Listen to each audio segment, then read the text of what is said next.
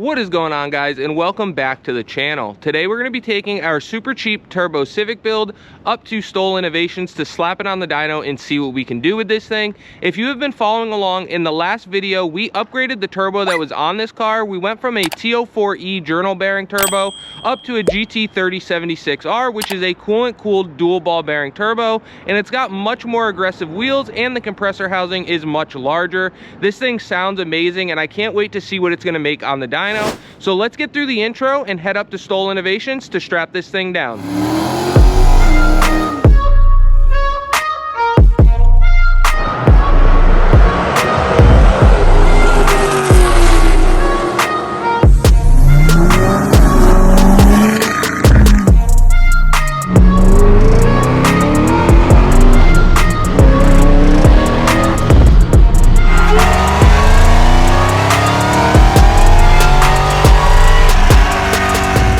So just in case you guys haven't been following along, I'll give you a quick rundown on this whole build. So this is a $500 Civic that we picked up. We manual swapped it and then started to build a super cheap turbo kit for it. When we got this car, it already had a bone stock JDM D15B non-VTEC in it. So we've just been rocking with it while we're building our new D16 for this car. But as you can see, we got our turbo kit on here and we just recently upgraded the turbos. We went from that TO4E to a GT3076R. Both of them from maxpeedingrods, which you can find in the description of this video. So this is a much larger compressor housing and the turbo itself is just a little bit larger all the way around. So I'm really curious to see what this thing's gonna make. Everything on this car has been super budget and so far it has worked out pretty decently well for us. So let's head up to STOL Innovations, get this thing strapped down and see what we can make with it. So we're out here at STOL Innovations. We've got the car strapped down on the dyno now. We're gonna do some drivability stuff and then we're gonna turn the boost control off and just see what it makes on the gate spring. It should make right around 6 or 7 PSI, at least that's what the other turbo did, but we want to see how this new turbo acts. So like I said, we've got this thing strapped down. We're going to get some drivability done and then go into a wastegate pull.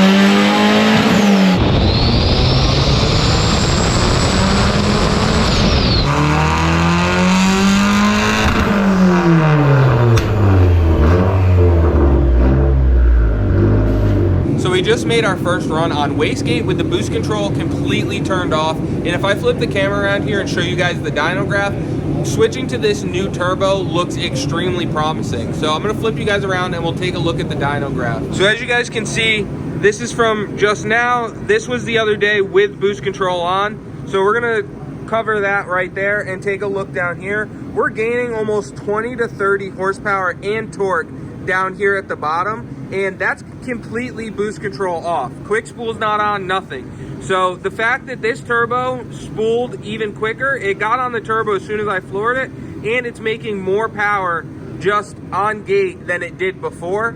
So that looks really promising. Once we throw some duty cycle at this thing, it should be ready to make a whole lot more power. This turbo seems way more efficient and way happier on this engine. So let's turn the duty cycle up and see what it does.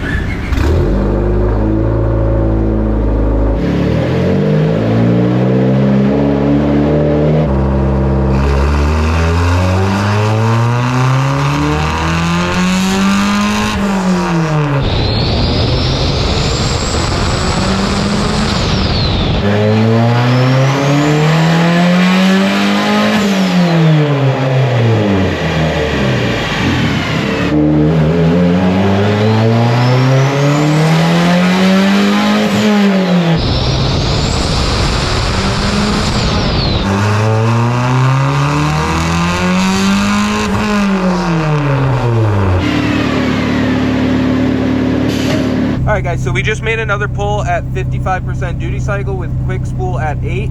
So what we're going to do now is bump that up. We're going to go 65% duty cycle now and see what we can make with this thing, because at 55 we only got about 9 pounds. So we're going to shoot for a little bit more than that and see what it does. But so far we're definitely on target to be making more with this new turbo than we did with the last turbo. It seems to be working a lot less hard and just be happier all the way around. So we'll go ahead and bump that up and then make another run. What is up guys? I wanted to let you know that we are now working with maxpeedingrods to get you guys a discount at checkout. So whether you need connecting rods, coilovers, or a new turbocharger, make sure to check them out and use our code capital B2B, and that will save you 10% at checkout. Let's get back to today's video.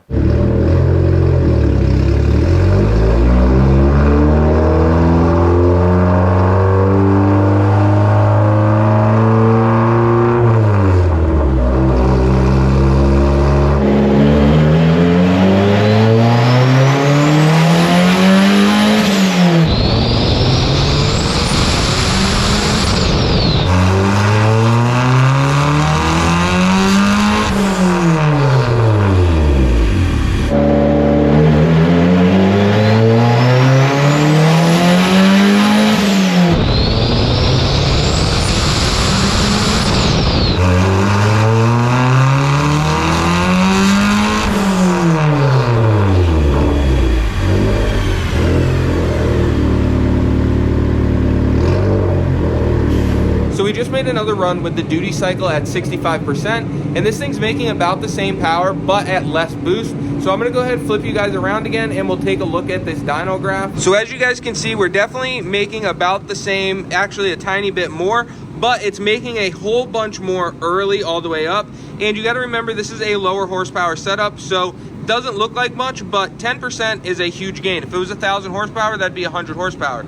So big improvements there. It definitely seems to like this turbo a whole lot more. And we've been doing all of this with the methanol injection turned off. So we're gonna up the boost a little bit, turn the methanol injection on, and then give it another run. So let's add some alcohol to the system. We're gonna top off the methanol injection tank here. And we did a video a while back, world's cheapest methanol injection system. And yes, we're still running the 91% isopropyl alcohol. So we're gonna dump that in there. We have our washer pump plumbed into the meth injection nozzle right there, spraying into the front of the turbo. If you guys wanna check it out, go back on the channel and check that video out. But let's go ahead and top off our tank.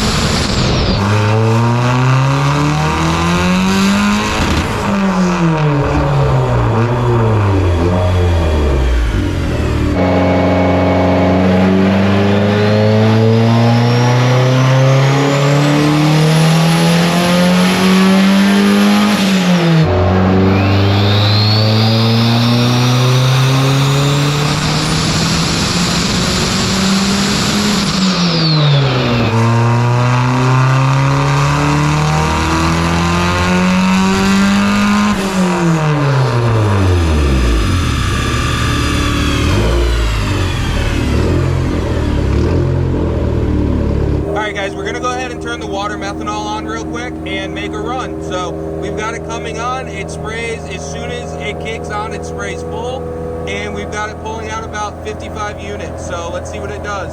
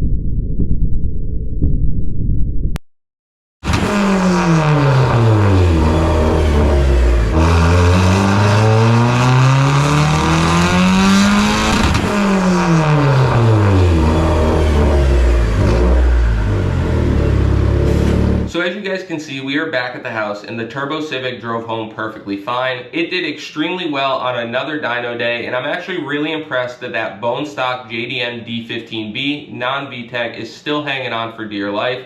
That thing has actually really impressed me. We ended up making about 16 pounds of boost and just about 200 horsepower. Now I know that doesn't sound like much, but that engine has rods about the size of my pinky. So super impressed that that thing is still hanging in there. I was extremely happy with the new maxpeedingrods GT3076R. That turbo seemed to spool up perfectly on that little 1.5 liter, and it made a whole bunch more power under the curve everywhere. I know 10 to 15 horsepower doesn't sound like much, but on a motor that made 86 horsepower NA and makes about 200 on 16 pounds of boost, 10 horsepower is quite a bit. So super happy to see that. It spools up great and it sounds phenomenal. Now we didn't want to go much past 16 pounds of boost because I would like to keep driving that car and having some fun with it until our new engine is ready, which you can see we have right here next to me. We've been working on this thing a whole bunch, trying to get it ready so that we can drop it down in the super cheap Turbo Civic.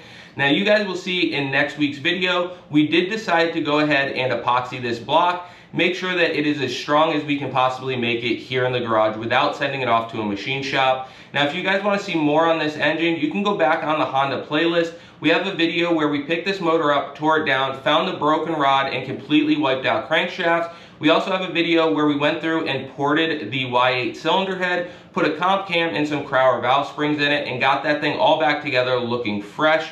Now there's only a couple things left for us to do before we can final assembly this engine. We need to notch the block for our new Eagle rods, and then we're going to give it a quick hone, and then we can finally start putting this thing together and shoot for a much higher horsepower level. So as always, I appreciate you guys for checking out the channel. Don't forget to like, comment, subscribe, ring that bell, and check us out on all of our other social media platforms, Facebook, TikTok, and Bought to Build Official on Instagram, and we will catch you on the next one.